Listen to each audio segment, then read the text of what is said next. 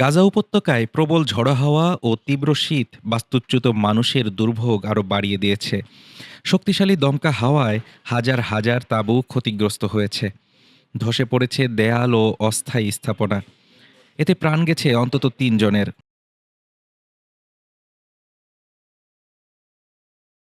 সোমবার গাজা উপত্যকার উপর দিয়ে বয়ে যায় প্রবল ঝড়ো হাওয়া। দমকা বাতাসে উড়ে গেছে তাঁবুর চাদর। ভেঙে পড়েছে অস্থায়ী আশ্রয়কেন্দ্র। খোলা আকাশের নিচে পড়েছে হাজারো বাস্তুচ্যুত পরিবার। রাতভর আতঙ্ক আর অনিশ্চয়তার মধ্যে সময় কাটান তারা। قاعدين هون صار الهواء الريح وصار تكتك علينا الضرب حجار ومناش خيمة হাওয়া ছিল খুবই শক্তিশালী। আমাদের উপর পাথর পড়তে শুরু করে। এখন আমাদের আর কোনো তাঁবু নেই। আমরা পুরোপুরি খোলা অবস্থায় পড়ে আছি। সারা রাত ঘুমাতে পারিনি। ছাদ ভেঙে পড়ার ভয় ছিল। আমরা কোথায় যাব? لنا خيمة يجيبوا لنا ايش نقعد فيه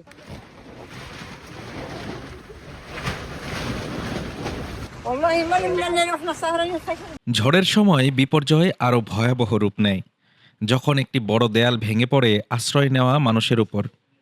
স্থানীয়রা নিজেরাই ঝুঁকি নিয়ে উদ্ধার কাজে নামেন। نشد المبادرين المؤسسات الدولية تعمل لنا بديل আমরা তাঁবু থেকে বের হয়ে দেখি প্রায় ১৭ মিটার লম্বা একটি দেয়াল মানুষের উপরে ভেঙে পড়েছে।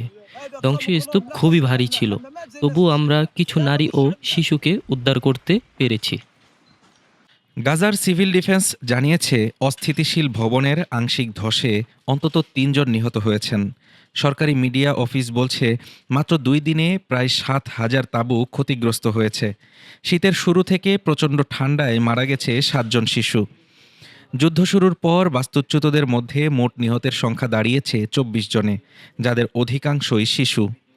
ফিলিস্তিনি সংবাদ সংস্থা ওয়াফার তথ্য অনুযায়ী গাজায় থাকা প্রায় ১,৩৫,০০০ তাঁবুর মধ্যে ১,২৭,০০০ই এখন বসবাসের অনুপযোগী। রয়েছে কম্বল, বিছানাপত্র ও গরম রাখার উপকরণের তীব্র সংকট। আবহাওয়া দপ্তর সতর্ক করেছে আগামী দিনগুলোতে পরিস্থিতি আরও খারাপ হতে পারে। তাপমাত্রা নামতে পারে মৌসুমি গড়ের নিচে, যা বাস্তুচ্যুত মানুষের জন্য নতুন করে মানবিক সংকট তৈরি করবে। Desk report, Dhaka today.